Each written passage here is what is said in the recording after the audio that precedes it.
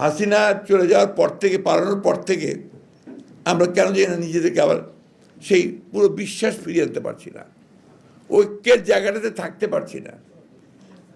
কি দুর্ভাগ্য যে এখন যেটা শুরু হয়েছে এটাকে আমি মনে করি এতটুকু সুস্থ ব্যাপার না, অসুস্থ একটা প্রতিযোগিতা শুরু হয়েছে ক্ষমতায় টিকে থাকবার জন্য।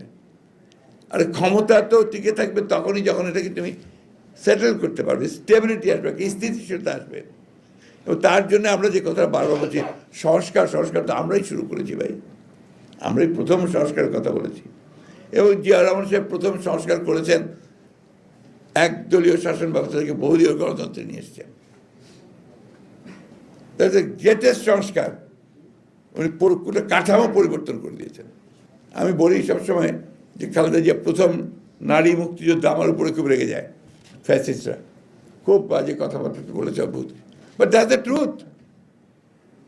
1971 সালের 26শে মার্চ শহীদ প্রেসিডেন্ট জিয়া রহমান যখন স্বাধীনতার ঘোষণা দেন, সেই মুহূর্তে বেগম খালেদা জিয়া ওই চট্টগ্রামের ক্যান্টনমেন্টে তিনি কিন্তু দুই বাচ্চা, শিশু বাচ্চা নিয়ে একা ছিলেন। ওই সময় সৈনিকেরা এসছে তার কাছে যে আমাদের কমান্ডার তো এখন নাই, বাইরে আছেন, আমরা আমাদেরকে বলছে অস্ত্র সমর্পণ করতে, আমরা এখন কি করব? তিনি বলছেন তোমাদের কমান্ডার ফিরে না আসে পর্যন্ত তোমরা একটা অস্ত্র সমর্পণ করবে না। That was the beginning. কিন্তু দুঃখজনকভাবে এটাকে কেউ মূল্যায়ন করতে চায় না। এখন যেটা প্রয়োজন, সবচেয়ে বেশি প্রয়োজন দেশকে বাঁচানোর জন্য, গণতন্ত্রকে ফিরে পাওয়ার জন্য ঐক্য, স্ট্রাকচার তৈরি করার সংস্কার অবশ্যই লাগবে।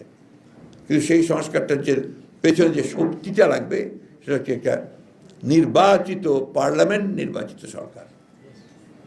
এটা ছাড়া সংস্কারকে কখনো আপনার লেজিটিমেসি দিতে পারবো না, আমরা এটাকে প্রতিষ্ঠিত করতে পারবো না। তাই আমি সেই সব বিতর্কে এখন যেতেও চাই না। অনুরোধ করবো যে আমরা বিতর্কে বেশি না জড়াই।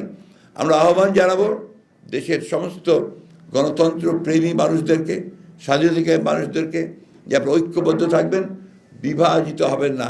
আর আমি রাজনৈতিক নেতা কর্মী যারা যেখানে কাজ করছেন সবাইকে অনুরোধ করবো বিভাজন সৃষ্টি করবেন না।